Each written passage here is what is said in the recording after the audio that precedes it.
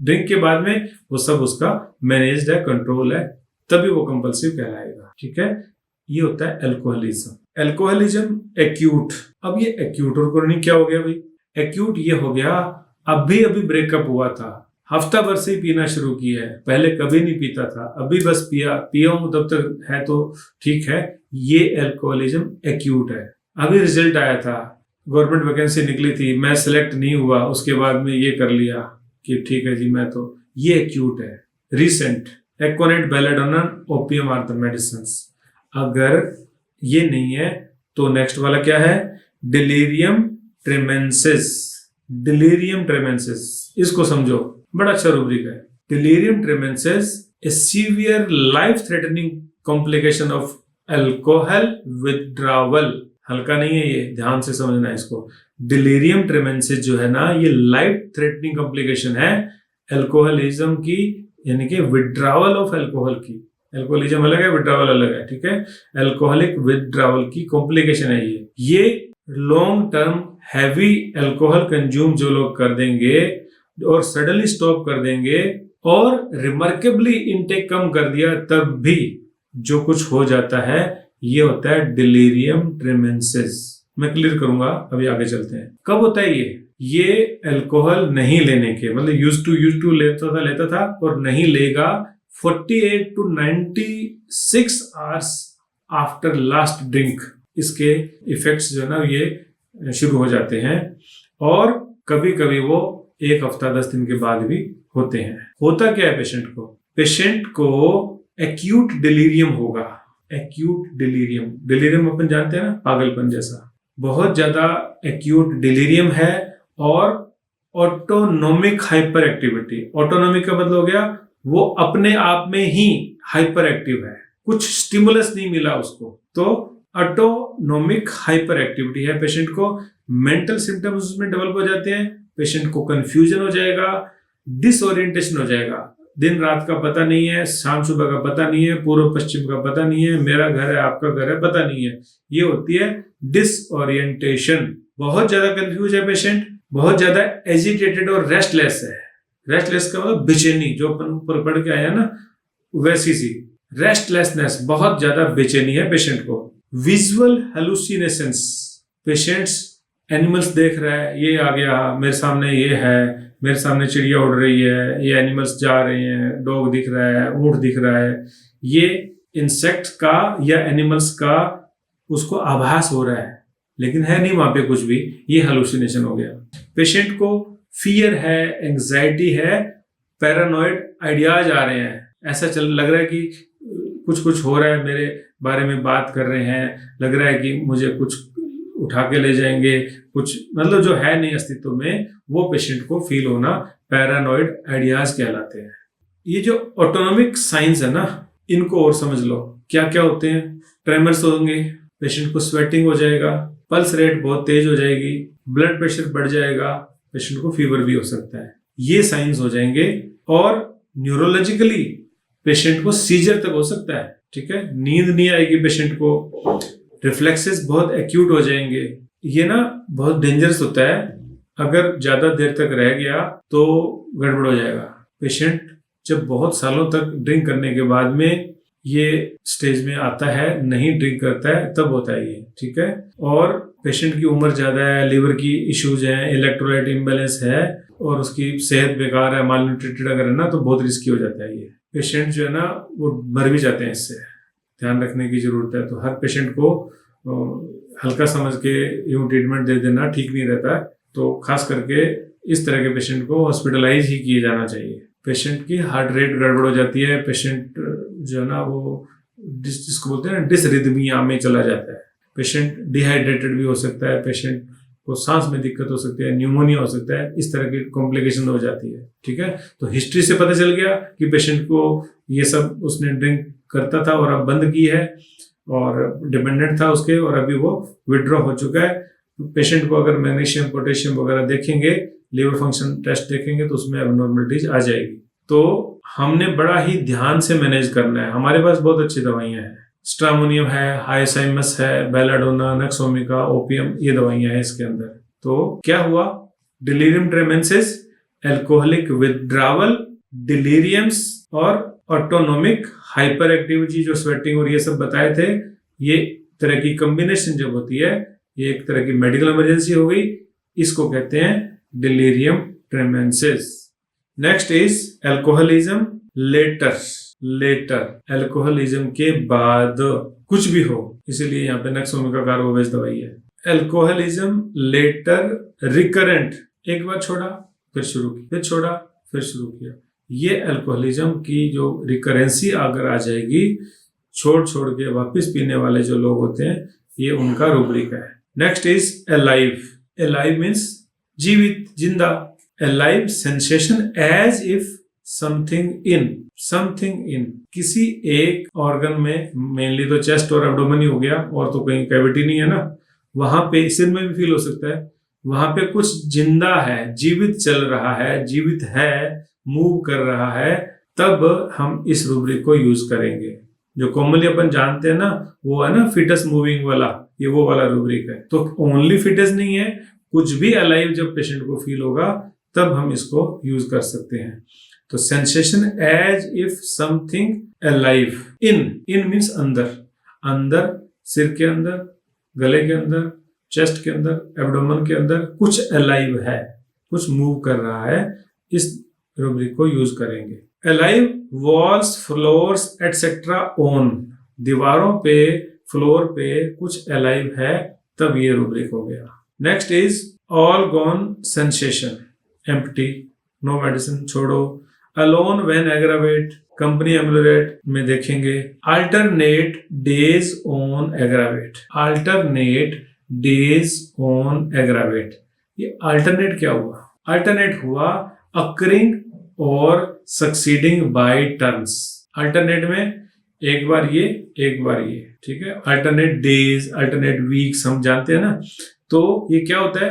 Occurring और succeeding bye turns, ठीक है, एक के बाद एक। Alternate days on aggravate, see alternate aggravate, तो डेज का अलग से नहीं लिया, एग्रावेट। नेक्स्ट ये काम का है अभी। अल्टरनेशंस, अल्टरनेशंस यही सेम। अल्टरनेशंस मेंटल, अब क्या हुआ? मेंटल को अल्टरनेट से क्या करेंगे? आज हंस रहा है, कल रो रहा है, आज अच्छा लग रहा है, कल बुरा लग रहा है। मेंटल सिम्टम्स और स्टेट्स पेशेंट की एक के बाद एक सक्सीड कर रही है, बाय टर्न आ रही है, तब हम इस कंडीशन को यूज करेंगे। One comes, another disappears, another appears, one reappears, ऐसा करके बारी बारी से, जिसको बोलते हैं, ये चीजों का होते रहना, ठीक है। तो एक जो है दूसरे को अल्टरनेट करती है, इस तरह से ये रूब्रिक हम अप्लाई कर सकते हैं, ठीक है। अब क्या क्या है? अल्टरनेशंस मेंटल टू मेंटल हो गया। Next is with physical, mental symptom या स्टेट एग्रावेट करती है, अल्टरनेट करती है विद फिजिकल्स। आज तो कोई एक मेंटल स्टेट या उदासीपन या रोना ज्यादा आ रहा था, कल पेट में दर्द हो रहा है, कल घुटने में दर्द हो गया या किडनी में पेन हो गया, आज तो हर बात पे हंसी आ रही है, और या कोई भी रोना आ रहा है या गुस्सा आ रहा है या अकेलापन अच्छा नहीं लग रहा, ये मेंटल सिम्टम्स हो गए, ठीक है। तो वो अल्टरनेट कर रहे हैं फिजिकल स्टेट या सिम्टम के साथ। अल्टरनेशंस नर्वस विद फिजिकल, मेंटल अलग होते हैं, नर्वस अलग होते हैं। नर्वस मीन्स रिलेटेड और ऑफ नर्व्स, फिजिकल मीन्स जिनको हम देख सकते हैं, फिजिकल या जिनको हम फिजिकल बॉडी पे फील कर सकते हैं, वो फिजिकल हो गए, ठीक है। Alternating effects, states, sides, metastasis, ये रूब्रिक जहां तक मैंने देखा है ये केवल और केवल फाटक रिपर्टरी में है। अल्टरनेटिंग इफेक्ट्स, अल्टरनेट तो समझ लिया था, वही है अकरिंग और सक्सीडिंग बाय टर्न्स। इफेक्ट्स का मतलब ये है कोई भी सिचुएशन, कोई भी कंडीशन, कोई भी हेल्थ इश्यू, एक आ रहा हो दूसरा जा रहा हो, और उसका वो रूब्रिक वहां पे ना हो जहां पे एग्जैक्टली होना चाहिए। आज आंख में दर्द है, कल घुटने में दर्द है, फिर वापस आंख में दर्द है, घुटने वाला ठीक हो गया, फिर कुछ समय में घुटने में फिर से दर्द हो गया, आइज का पेन ठीक हो गया। अब ऐसा कहीं रूब्रिक तो है नहीं कि knee pain alternate with eye pain, अगर पेन मान ले तो जब ये नहीं है तब हम लेंगे ये वाला जनरल रूब्रिक, जिसको हम कहते हैं अल्टरनेटिंग इफेक्ट्स। अब इन्होंने इफेक्ट क्यों लिखा ये पता नहीं है, ये अल्टरनेटिंग सिचुएशंस है, कोमा करके लिखा भी हुआ है। स्टेट्स, अपने आप में क्लियर है। Sides, left to right, right to left, फिर एक बार वापस इधर से इधर, आज ये कंधा दर्द है, कल ये कंधा दर्द है, फिर ये ठीक हो गया, वापस ये हो गया। ये अल्टरनेटिंग साइड्स हो गई। स्टेट, स्टेट मींस अवस्था। खांसी, गला खराब, ठीक हुआ, घुटने में दर्द हो गया, घुटने दर्द ठीक हुआ, वापस गला खराब हो गया, ये हो गया अल्टरनेटिंग स्टेट्स। फिस्टुला ठीक हुआ, कोल्ड कफ हो गया, कोल्ड कफ ठीक हुआ, वापस फिस्टुला हो गया। ये बहुत देखने को मिलते हैं पेशेंट्स। अब एग्जैक्टली हमारे को रूब्रिक नहीं मिलेगा कि fistula alternate with sore throat, नहीं मिलेगा, तब हम इस रूब्रिक को यूज करेंगे। और कोमा करके लिख दिया मेटास्टेसिस। मेटास्टेसिस तो सब जानते हैं ना। मेटास्टेसिस में फर्क है अल्टरनेट से, थोड़ा सा अलग है। मेटास्टेसिस में, अल्टरनेट में तो ये कंधा ठीक हो गया, यहाँ पे पेन आ गया, शिफ्ट हो गया, पीछे दर्द बचा हुआ है, नहीं बचा हुआ है, लेकिन नई जगह आ गया, वहां पीछे से कम हो गया, यहाँ पे यहाँ भी है और फिर यहाँ भी है। मेटास्टेसिस में प्राइमरी फोकस से डिजीज खत्म नहीं होती है, वहां रहती है, बनी हुई रहती है, ठीक है ना, तब लेते हैं मेटास्टेसिस। अब इसकी डेफिनेशन क्या है? Change of position, state or form, the spread of a disease producing agency like cancer from initial or primary site of disease to another part of the body, the process by which such spreading occurs, secondary malignant tumour resulting from metastasis. ये example है इसका। तो disease का एक जगह शुरू होके दूसरी जगह शिफ्ट होना और कंटिन्यू होके नए ऑर्गन्स को कवर कर लेना, ये भी मेटास्टेसिस होता है। क्लियर? इन सब के लिए एक ही अम्ब्रेला रूब्रिक, इस तरह के रूब्रिक को हम कहते हैं अम्ब्रेला रूब्रिक। बड़ा रूब्रिक ले लेना, अल्टरनेटिंग इफेक्ट्स। अब इसके सब रूब्रिक को देखो।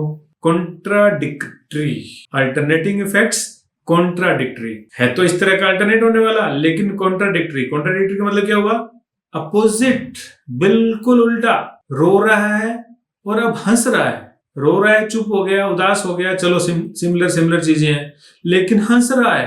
Opposite, contradictory. आज कॉन्स्टिपेशन है, कल डायरिया है, opposite contradictory.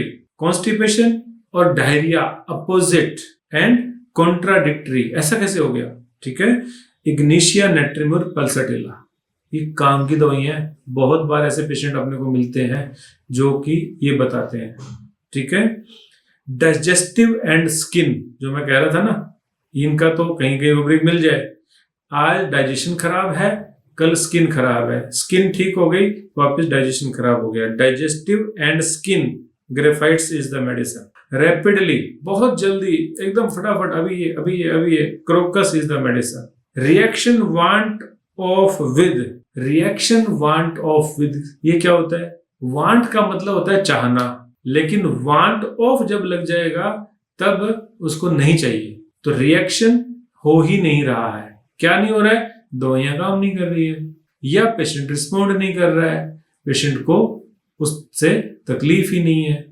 Reaction want of with, valeriana is the medicine. Valeriana बहुत जबरदस्त हिस्टेरिकल ड्रग है, तो वहां पे अल्टरनेटिंग स्टेट्स हैं, लेकिन पेशेंट को उससे फर्क ही कोई नहीं पड़ रहा। रिएक्शन वांट ऑफ, तो रिएक्शन वांट ऑफ एक बड़ा रूब्रिक है, बड़ी कंडीशन है, जो रिएक्शन नहीं होना उसको इंडिकेट करता है।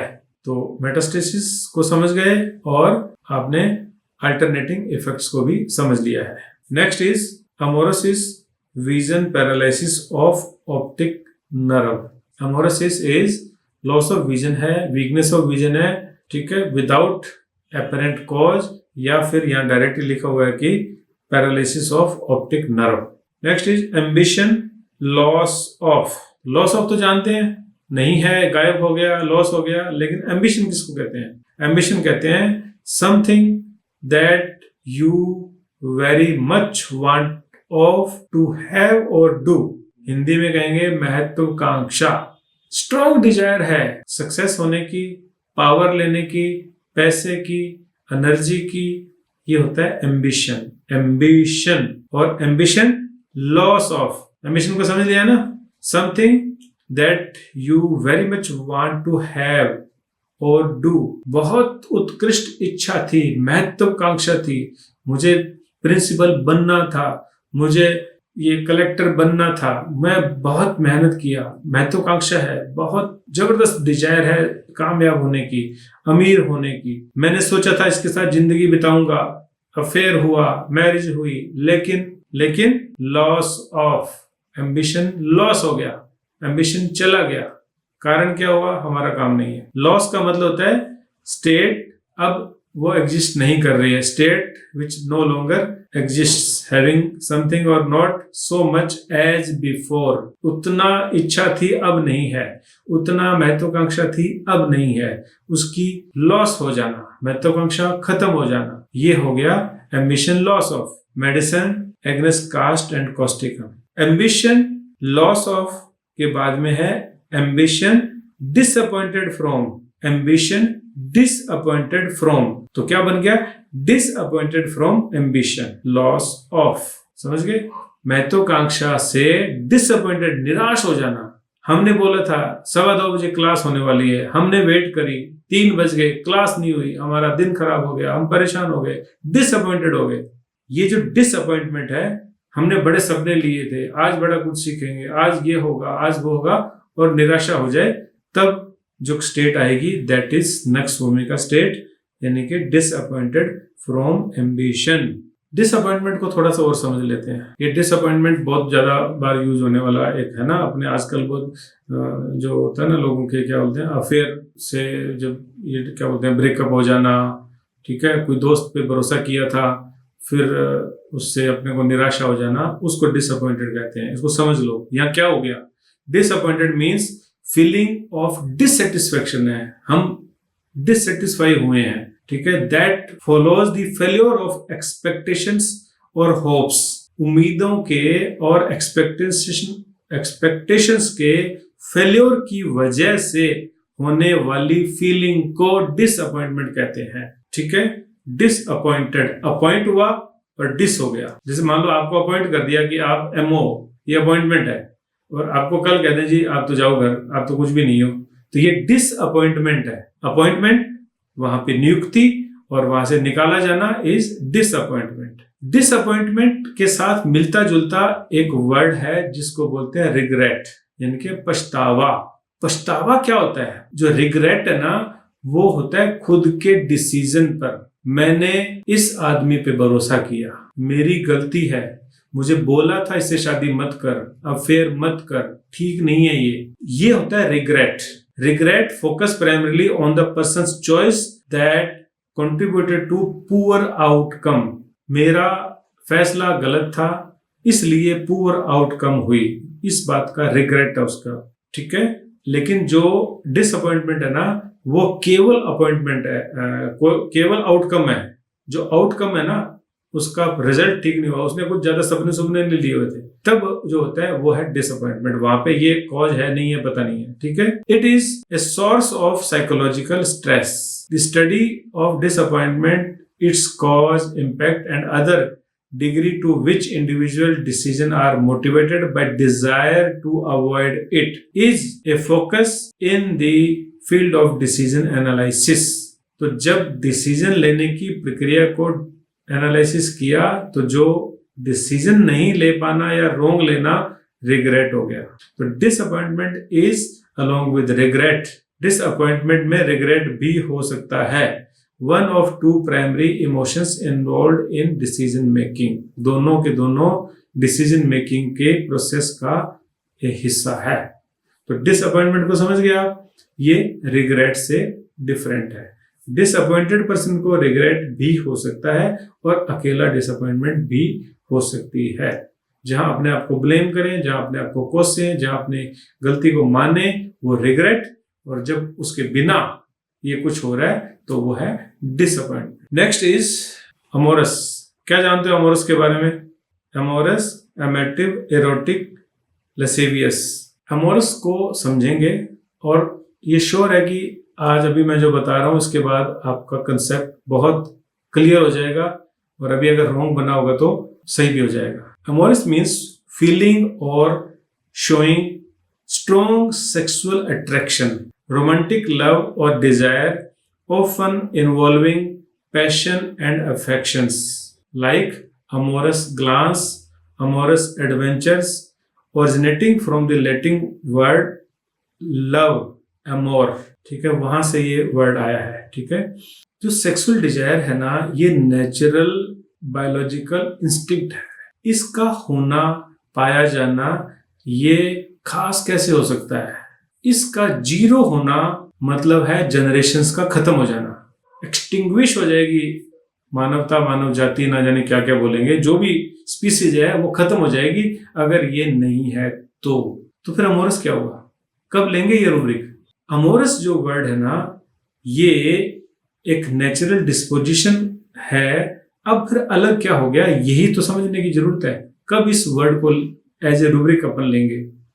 अमोरस तब लेंगे जब ये पर्टिकुलर डिजायर या फीलिंग या इंक्लाइनेशन जिस व्यक्ति में है उसके अलावा किसी को दिख जाए।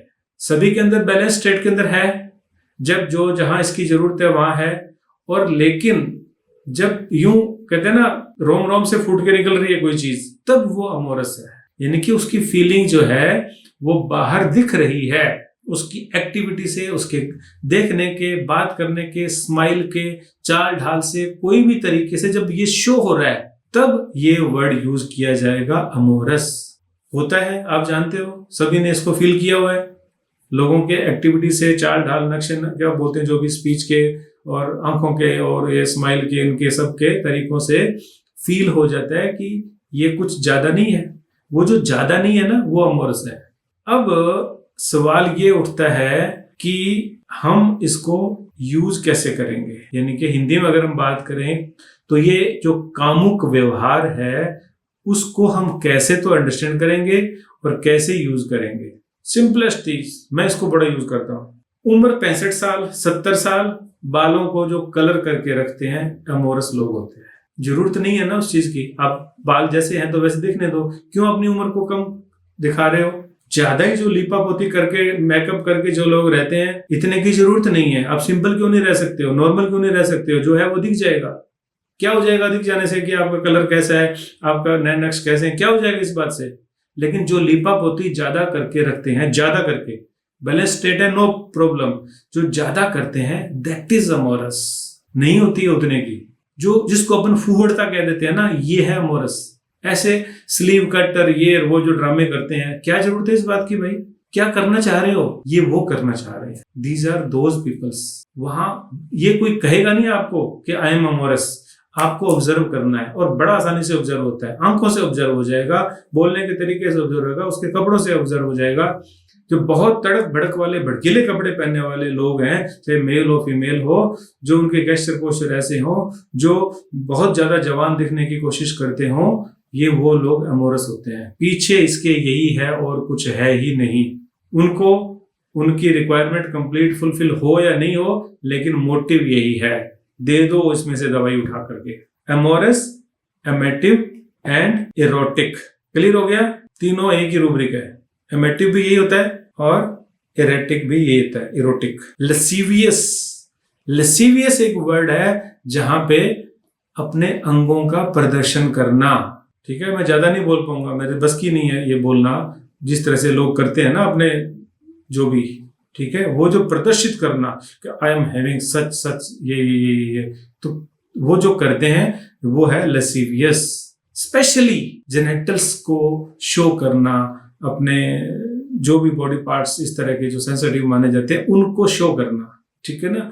जब आपको हाथ उठाने की जरूरत नहीं है, आपने स्लीव क्या बोलते हैं इसको, बिना स्लीव के पहना हुआ, तब भी आप यूं कर करके दिखा रहे हो कि आप क्या क्या, जो भी आप क्या क्या बोलेंगे, छोड़ो। ये लसीवियस लोग होते हैं। तो लसीवियस हो गया, इरोटिक हो गया, एमेटिव हो गया। ये strongly moved by love, specially sexual love से मूव होने वाले लोग होते हैं। ये अपनी सेक्सुअल डिजायर को एक्सप्रेस कर रहे हैं। होती सब में बैलेंस्ड है, जब जहां जैसे जो भी जो सोशली एक्सेप्टेड जो नॉर्म्स हैं उनके अंदर रह जाएगी, तब ये नहीं अप्लाई होगा, क्योंकि ये तो सब में है। तो इस तरह के आचरण और व्यवहार से, बिहेवियर से हम इस तरह की पर्सनैलिटी के लोगों को चुन सकते हैं और ये वाला रूब्रिक अप्लाई करेंगे। उनका रोग चाहे कोई भी होगा, अगर कुछ और अच्छा मिल जाता है तो वो इस रूब्रिक के अंदर जो भी मेडिसिन है इनमें से किसी दवाई से ठीक हो सकने वाले लोग होते हैं। ये पर्सनैलिटी का रूब्रिक है, ये एडजेक्टिव है। तो ये हो गया आज का रिपर्टरी सेक्शन कंप्लीट।